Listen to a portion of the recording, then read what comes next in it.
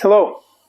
In this video, I will be reviewing my big 3 backpacking items for my upcoming 2022 thru-hike attempt of the Pacific Crest Trail. The big 3 items are the backpack of choice, sleep system, and tent.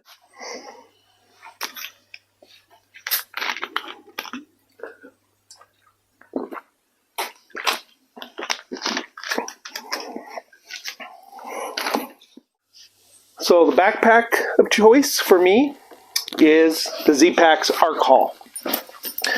I love this backpack. I ordered it. It comes with the mesh pocket on the back, the side pockets, but in addition I added these upper side pockets on both sides. I added the water bottle pockets on the shoulder straps. I added an extra pad on the hip belt pad for the lower lumbar, and I also added 2 hip belt pockets, which you don't see on here because I found that I thought they would be nice to get into and get out of for snacks on the trail without taking your backpack off, but they're not. They're really hard for me to get in and out of while I have my backpack on. And secondly, when they're nice and full and my arms are swinging by the side of my backpack without using my poles, my trekking poles, my arm rubs on the pack. So they rub on these pouches. So I took them off. This one I put my poop kit in. This one has some other miscellaneous first aid and stuff. We'll go over when I do a full gear review for other items besides the big 3. The thing I love about the Arc Haul is that it's a framed pack so that you can, and it has load bearing straps. You can shift the weight from your shoulders to your hips and back till you find that right mix. And the second thing that I love about it is this mesh back, which allows for airflow between your back and the pack on those hot hiking days.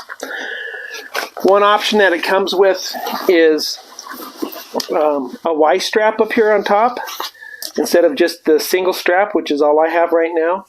If you opt for the Y strap, which I thought I was doing so, but I guess I didn't, it helps with securing a bear canister when you put a bear canister on top.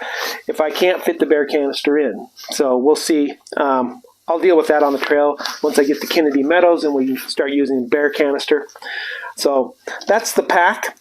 It is seam sealed and considered mostly waterproof. But as a redundancy, I have a trash compactor bag in the bottom of my bag that I can pull out and cover gear with should I be in some extremely wet weather. And as a third redundancy, I put all my gear in waterproof bags, either stuff sacks or roll top bags like this one, so that I'm not in danger of my gear getting wet. It's a little bit extra weight, but I think it's important to make sure that my gear always stays super dry. All right, so let's go into the sleep system. I'll start off with this bag. This is my sleeping pad and pillows and air inflation sack. So I have a big Agnes AXL insulated pad. This is the wide and long pad, 28 inches wide, 78 inches long. And I think it came in around an R value of 4. Can't remember for sure. But the big thing about this is I'm a slide sleeper, and as a big guy, I hate it when my hip is pressing into the ground. And this pad works great to keep me off the ground, keep me warm all night long. In order to inflate this bag, I have an inflation air sac. I think it's in here. Here it is. And totally worth it. Instead of 20 to 30 breaths, you take this inflation sac and scoop up a bunch of air. No, I didn't do very good. And connect this to your bag, roll this down, and you'll get, you know, that's like five or six breaths right there. And you just squeeze it into your pad versus blowing into it. Weighs a couple ounces, totally worth it. I had a former Big Agnes pad, and when I pulled it out, started doing some camping, I found out it had a hole in it, and it was a little teeny microscopic hole. I had to put it in a bathtub, find it. It was down on one of the seams where in the middle of the bag between the two sides where they were sealed together. Totally looked like a manufacturing defect to me. I don't know how anything would have got up in there and punctured it in that spot. So I reached out to Big Agnes customer service, told them the problem, said I'm doing a through hike on the Pacific Crest Trail. I'd like to use some of your gear. It'll be in my videos. What can we do? They were great to work with. They said cut off the stem, show us the picture. So I cut off the air valve and sent them a picture. They gave me credit on their website. When I went out there to find an equivalent pad, I found that it was cheaper on REI, so I bought it on REI, but I used the credit they gave me to get the inflation sack and a few other things from Big Agnes. I got the Big Agnes pillow, the inflatable pillow that goes with this pad. So I have that. And now I haven't decided for sure what I'm doing for the pillow arrangement. That's an option, and it's okay. I've used it. This is a cheap little pillow that I've had for traveling that blows up, you know, and it's nice and soft. That's an option, probably one I'll lose. And final option, which I think is going to be the winner, is I have an old REI pillow that is just a foam-filled pillow. Gone through a lot of trips with me. A mouse decided to chew on it. It's a Thermarest, but I got it from REI. And it's just foam-filled. It rolls up and it packs tight. But what I like is, just recently I bought this fleece neck gaiter, and it fits over this pillow perfectly. It creates a nice, soft, warm place for my head to lay, my face to lay, and I think this is going to be the winner, but we'll see once we get on trail. Okay, so that's the pad and pillow, and then for my sleeping bag, I have it in this stuff sack, which is just a Granite Gear waterproof stuff sack. This is an 18-liter sack, and I've got to put it in a stuff sack because it's so voluminous that it just would take up my whole pack if it was not cinched down in a stuff sack.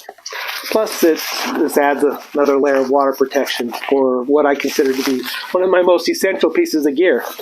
Now, on part of this sleeping bag system is my down booties to keep my feet warm at night. Being a diabetic, I don't have as good a circulation in my feet as others, and those are a lifesaver. Secondly is a bag liner. The silk bag liner is a Jag bag. I ordered it off the internet. It came out of New Zealand or Australia or something like that. And it ended up being a couple ounces lighter than my other sleeping liner bag, so going with the new one. And then my bag, which is a Big Agnes Summit Park 15-degree bag. What I love about this bag is that it's big enough for a guy like me to roll around in, to toss and turn in, to get up on my side because I'm a side sleeper. And they don't waste any of the loft on the bottom. So there's my hands inside the bag, and this is the bottom liner of the bag, and this is the outside liner. And your sleeping pad, your blow-up pad, just goes in here all the way down to the end. Velcro it shut, and your pad stays underneath your bag all night long, and you don't have to worry about rolling off your pad or anything. So it's a 15-degree bag, so it's a little heavier, which means I'm carrying a little bit more for my big three. than is ideal for ultralight. Ultralight, you want your big 3 to be 9 pounds or less, 3 pounds each, and the backpack is like 1.5 pounds or something. So the tent and my bag, sleep system, it's all coming in around 12 pounds, a little over 12 pounds. So it's on the heavy side. My tent, also a big Agnes tent, is the Copper Spur HV UL2. It's a freestanding tent. It's a 2-man tent, and so it comes in a little heavier. It's got a vestibule on each side of the tent. We'll do a shoot of the tent later, or you may have seen it. But it's a great tent. Lots of room inside and lots of room for storage of gear either inside or under either of the vestibules on the outside. I'm not going to pull it out of here, but I did make a Tyvek footprint for it. And it comes with 8 little stakes, which are kind of like the Groundhog Mini stakes. They're aluminum. And for the 4 corners, the 2 vestibules, and out on each end. So, love this tent. No condensation issues, and lots of room. And I love the freestanding tent. I don't have to worry if I'm having trouble trying to stake it down in a certain environment, as long as it's not going to blow away. As long as I have my gear and stuff in it and it doesn't blow across the desert, we're good. All right. So in my next video, I'll go through the rest of my gear. That's going to be what I'm going to be starting with on the trail. And I'm starting on the trail Monday, April 4th. And if you are interested in joining my journey, and then hit subscribe. Click on the bell icon so that you get notified when I post new videos. And until the next video, peace out.